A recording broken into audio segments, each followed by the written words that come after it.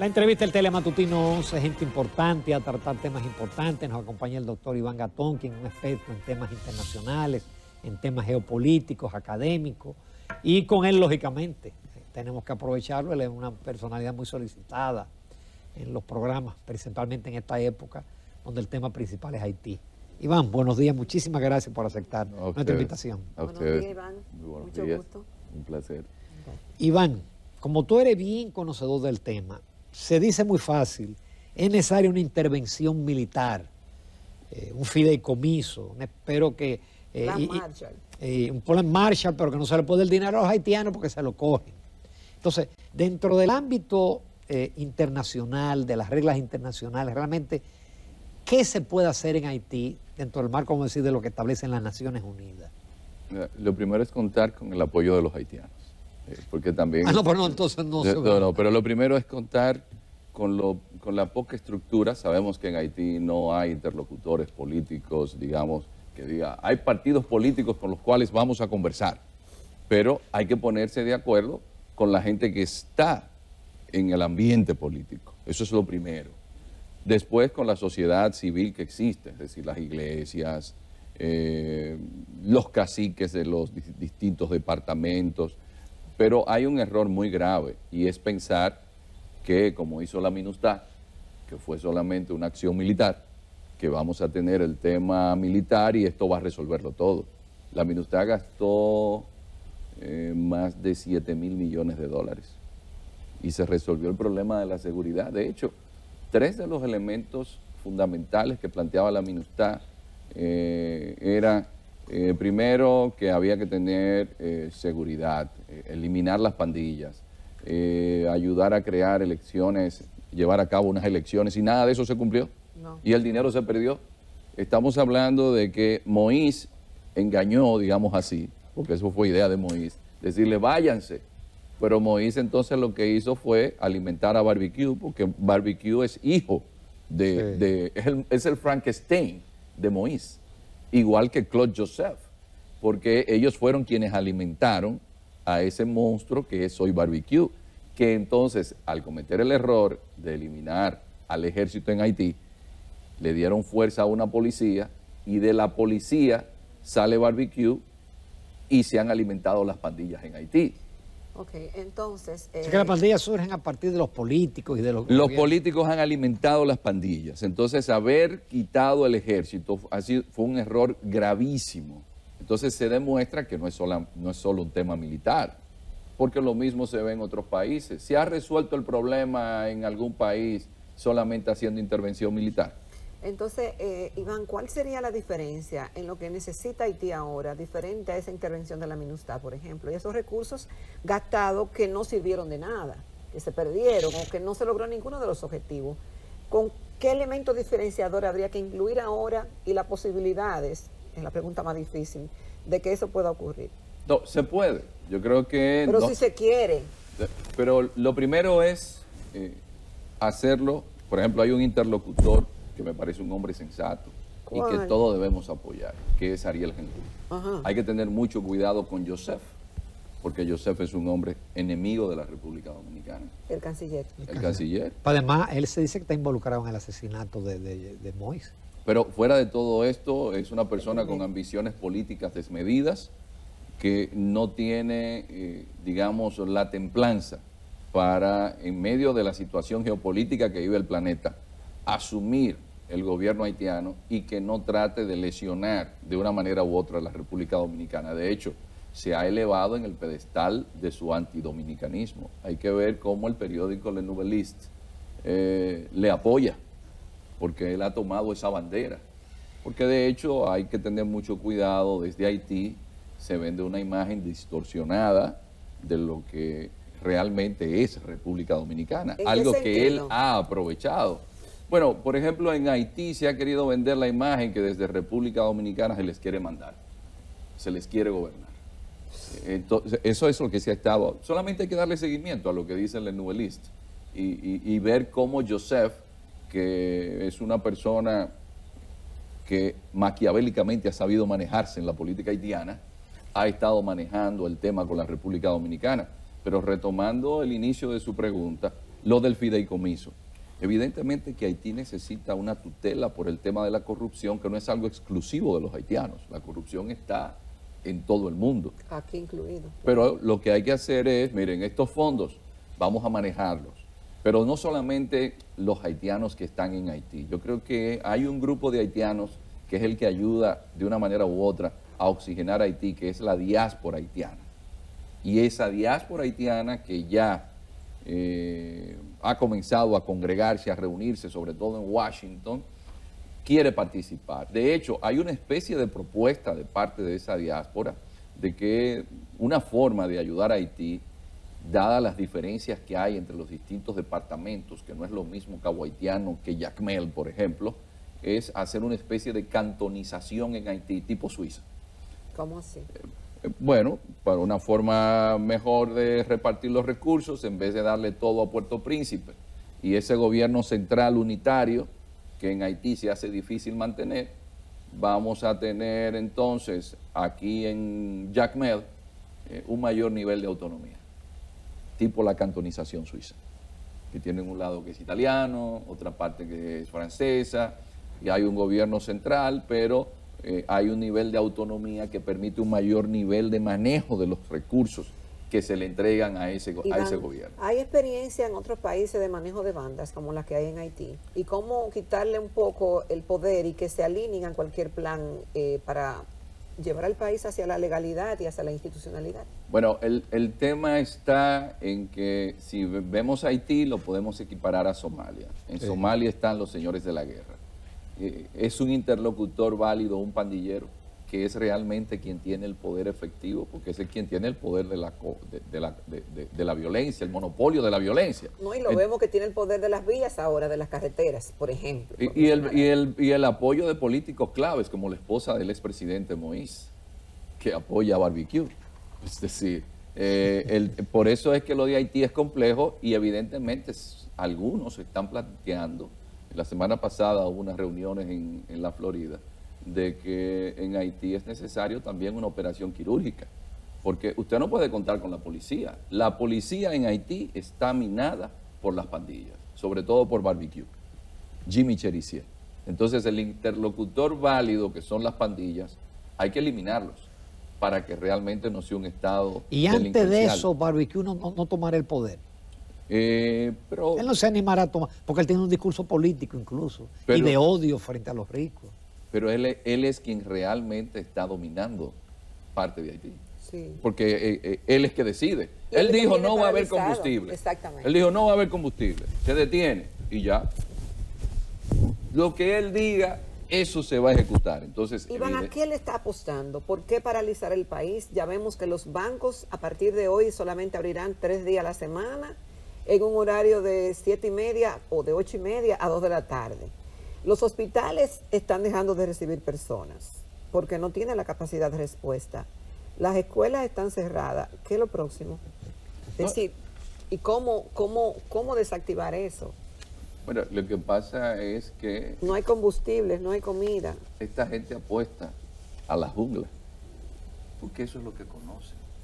Por eso hace mucho tiempo, quizás lo dije a destiempo, yo hablé de Barbecue porque conocí a Barbecue, vi Estados Unidos, periódicos estadounidenses. Dije yo, y este personaje. Y miren cómo ya Jimmy Cherizier es el poder efectivo en Haití. Ya él da rueda de prensa. Si ya él tiene visibilidad. Entonces Haití necesitará un apoyo militar para que Ariel Henry pueda tener un gobierno que pueda ayudar a hacer un proyecto de país, porque lo de Haití no lo va a resolver Henry, lo de Haití lo va a resolver Henry con toda una playa de actores de Haití que digan queremos esto para Haití en 20 o 30 años. Yo le decía a un amigo, miren, Haití hay que hacer lo que hizo España en un momento, que es el pacto de la Moncloa, y me dicen, pero que en Haití no hay instituciones. Y yo le decía, mira, pero aunque no existan instituciones, van a tener que sentarse todos a pensar qué van a querer con Haití de aquí a 30 o 40 años, porque si no, bajo la condición que tiene Haití en la actualidad, es solamente la selva lo que van a tener, porque van a seguir eliminándose unos a otros. Iván, pero una cosa, ¿cómo se entiende que Barbecue tenga más poder que Ariel Henry al día de hoy? Porque Barbecue es que decide lo que se va a hacer y ha paralizado el país, pero el primer ministro es decorativo, no hay nada que él pueda hacer. Lo que pasa es que el poder sale de la boca de un fusil. Como decía Mao. Como decía Mao, eso es realismo político. El poder real nace de la boca de un fusil. Eso se lo demostraron Allende. Y eso se ha demostrado siempre. El que tiene el fusil, ese es el que termina mandando. Y en la policía haitiana hay una gran incidencia de Barbecue. Esa es la realidad. Iván, ya hablamos de Haití, pero ahora yo quiero que nos concentremos en las relaciones de la República Dominicana y Haití en estos momentos. ¿Qué te han parecido las medidas y disposiciones y el discurso del presidente Luis Abinader con relación al tema? No, yo creo que el presidente de la República ha asumido el problema con la debida gravedad que amerita. De hecho, cuando uno lea, siempre lo menciono, a Jared Diamond en Colapso, se da cuenta de que, bueno, si ustedes toman en consideración que somos una isla de 76.000 kilómetros cuadrados, que Haití tiene apenas 27.000 kilómetros cuadrados, con 11 millones de habitantes, más 11 millones de habitantes de aquí. La densidad poblacional para una isla así, eso es muy grande. Cuba, que tiene más de 100.000 kilómetros cuadrados, tiene 13 millones de habitantes. Entonces, desde la perspectiva geopolítica, ¿qué es un Estado? Un Estado es un ser vivo que consume agua, que consume alimentos. Haití no llega a un 2% de superficie cultivable. Entonces, imagínese usted que las proyecciones a 2030 del crecimiento de la población, tanto dominicana como haitiana, podría llevar a que la isla tuviera unos 25 millones de habitantes. ¿Aguantará? ¿Tendremos nosotros toda con el problema grave de que en Haití el río principal, que es el Artibonito, nace aquí en Restauración? La realidad es que con relación a Haití, el panorama es muy sombrío y entiendo que el presidente lo ha asumido con la debida seriedad y gravedad. Ahora, hay que tener cuidado con algo, y es que no se nos vincule mucho en la imagen internacional con disputas con relación a Haití, por el mismo tema del turismo, por la imagen que tiene la República Dominicana afuera. Es mejor que sean los canales diplomáticos, que siempre son diligentes, pero silenciosos. Es mejor que si hay una medida de alto calado, se haga, pero con los canales institucionales del lugar. ¿Por qué? Porque en el ámbito internacional esas lecturas pueden ser negativas. Pero en este panorama es muy difícil mantener que el presidente no hable. La discrecionalidad y que el presidente no hable o que se interpreten ciertas acciones, cuando ese es un tema de primer orden en estos momentos. Pero hay un tema de la soberanía de los estados. Entonces, hay que guardar a veces las formas. No a veces, lo correcto es guardar las formas. Yo siempre he dicho que la experiencia es la madre de todas las ciencias. Cuando usted toma, por ejemplo, desde la perspectiva de la Cancillería nuestra, no hay un mejor legado por la experiencia y el estudio en el tema que tenía don Manuel Arturo Peñavalle. Y hay una carta famosa de Peñavalle dirigida al canciller cubano, a Mañax, que eso es una joya. Luego, la gente ve a Balaguer como político, pero yo veo a Balaguer como diplomático. Balaguer manejaba el tema haitiano como lo manejó, gracias a que era un ducho de la diplomacia. Fue un hombre que comenzó como primer secretario hasta que llegó a embajador y después fue viceministro, fue ministro de Relaciones Exteriores. El tema haitiano... ¿Cuáles eran esas diferencias, Iván? Vamos a refrescar la memoria del auditorio y nuestra. Bueno, por ejemplo, Balaguer en su momento, usted nunca escuchó a Balaguer referirse así directamente. Balaguer le escribió un libro que se llama Los Carpinteros. Sin embargo, en el momento en que Estados Unidos impone las sanciones contra Haití, Balaguer se hizo el desentendido y siguió pasando de todo para Haití. porque él sabía que si a Haití no entraban alimentos, porque esa es la realidad, ubi pane y ibi patria. Si en Haití no tienen un tanque de oxígeno, dejando entrar algo de aquí, ¿qué decía Balaguer? Esa gente va a cruzar para acá, porque nadie se va a dejar morir en su territorio. Usted va a tener entonces la avalancha de este lado.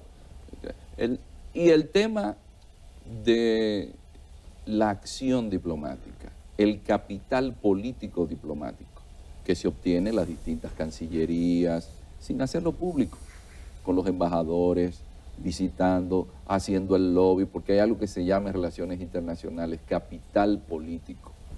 Lo otro es el lobismo. En el mundo en el que nos encontramos, y más nosotros que dependemos tanto de Estados Unidos, porque esa es la realidad, Estados Unidos es el principal hegemón a nivel global, pero sobre todo en esta región ha determinado las políticas de nuestros países. Hay que tenerlo vistas en Washington, porque nosotros no tenemos al Black Caucus de nuestro lado. Ese Black Caucus lo tiene Haití. Nosotros necesitamos gente que nos ayude a hacer el lobby, porque efectivamente Haití, su diplomacia ha sabido venderse. Gatón, pero ¿tú crees que realmente la comunidad internacional en algún momento va a intervenir? ¿Tú lo visualizas? Yo no creo que la comunidad internacional vaya a intervenir ahora, porque las señales hay que verlas de Estados Unidos. Esa comunidad internacional dependerá en gran medida de Estados Unidos, porque podemos hablar de Canadá, podemos hablar de Francia, pero quien determina aquí es Estados Unidos. ¿Por qué no le interesa, Iván? Ni a Francia, ni a Canadá, ni a Estados Unidos. Mire, es que la realidad es que usted mira a Haití y siempre en el torbellino político en el cual se ha encontrado desde su génesis, hasta Estados Unidos, que tiene la experiencia de haberlo invadido, se ha hecho difícil articular un proyecto de país. Entonces, si nadie acudiera, ¿qué pasaría? No, es que por no haber acudido nadie, Haití se encuentra donde está. Haití es el país más pobre del hemisferio occidental. Pero vimos la intervención de la MINUSTAH, vamos a poner, algo se hizo. Pero si no ocurriera esa respuesta, ¿qué pasaría? Preparémonos nosotros de este lado. De hecho, la situación haitiana ha ido teniendo solución, y por eso hay que prestarle atención a las palabras del presidente cuando dice: no puede existir solución dominicana al problema haitiano. Porque mientras la comunidad internacional ahora, por lo que sucedió en la frontera con Texas, fue que se dio cuenta como de que habían haitianos en México, pero hay haitianos en México desde hace 7 años, en la frontera, que no podían pasar. Hay haitianos en México, en Chile, no solamente ahora en Panamá o en Colombia. Ahora es que lo están notando porque sucedió lo que sucedió en Texas, pero nosotros no. Nosotros hemos estado sufriendo el problema haitiano desde hace mucho. Además, con un elemento que no podemos pasar por alto: ha existido una irresponsabilidad histórica del Estado dominicano con el tema haitiano, que quizás este sea el momento, en todos los sentidos. Aquí nosotros hemos aupado la migración ilegal para trabajar en distintos sectores. Claro. Aquí lo que hay que hacer es cumplir con las leyes. Yo creo que esa es la realidad, cumplir con las leyes. Quizás este sea el momento para cumplir con las leyes. ¿Es necesaria la verja electrónica y tecnológica y física? Yo siempre he dicho que los chinos se pasaron cientos de años haciendo una muralla para que los mongoles no cruzaran, y los mongoles terminaron cruzando.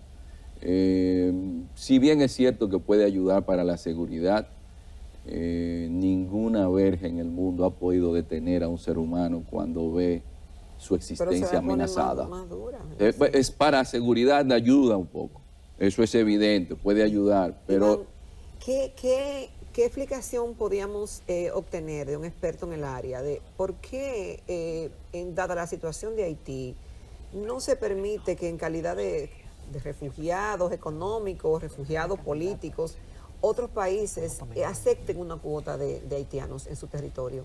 ¿Por qué no? Bueno, es que el asunto es que no es tan sencillo usted llevar gente a su territorio. Pregúntele a Bahamas qué le ha pasado con Haití, pregúntele a Cuba qué le sucede cuando cruzan haitianos. Pregúntele a Martinica, Guadalupe, las islas del Caribe. No es tan sencillo. Con relación a lo que usted, porque me interesa plantearle lo siguiente. Sí. Juana Méndez es el ejemplo de cuando se puede hacer algo.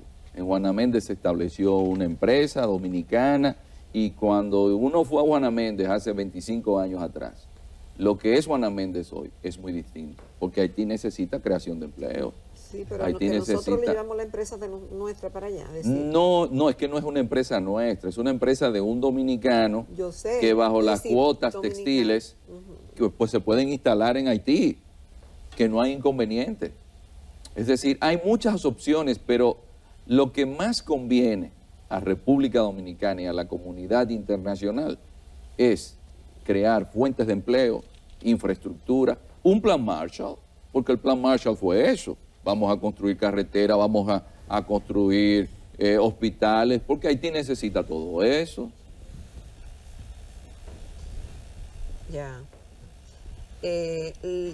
Ramón, no sé si tú tenías más preguntas. ¿Puedo seguir con alguna pregunta? Pero no me hagas que no queda para una sola más. Ok, Iván, el tema en el punto que estamos ahora, que es ese grado de militarización de la frontera, que son de más de 11.000 personas apostados allá. Al inicio del programa pusimos unas imágenes que dan cuenta de que están en posición de alerta y eso. ¿Eso se puede mantener así por mucho tiempo? Bueno, eso conlleva un gasto, pero es la obligación del Estado dominicano. Hay un problema que Trujillo lo entendió en su momento, y era la dominicanización de la frontera. ¿Dónde comienza geopolíticamente un país? La patria. Comienza en la frontera. Sí, La frontera se está haitianizando. Entonces, lo que hay que hacer es crear fuentes de empleos en la frontera, condiciones sanitarias, de que usted tenga cardiólogos, de que usted tenga ginecobstetras, para que la gente que vive en Pedernales, si se rompe un brazo en Valle de las Águilas, no tenga que ir a Barahona. Es decir, usted tiene que crear las condiciones, como en su momento la tuvo Trujillo, de viviendas, bandas de música, de usted aprovechar con el Ministerio de Deporte y usted enviar una vez a la semana entrenadores de distintos tipos de deportes para que los muchachos de esos pueblos puedan practicar deportes.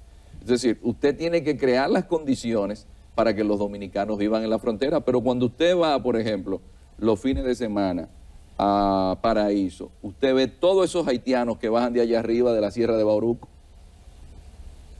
hasta la zona de la Sierra de Bauruco se la hemos dejado a los haitianos que están cruzando porque no tienen de qué vivir en Haití. Y algo peor, están deforestando.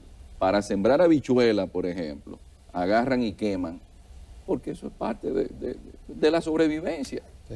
Queman para hacer carbón.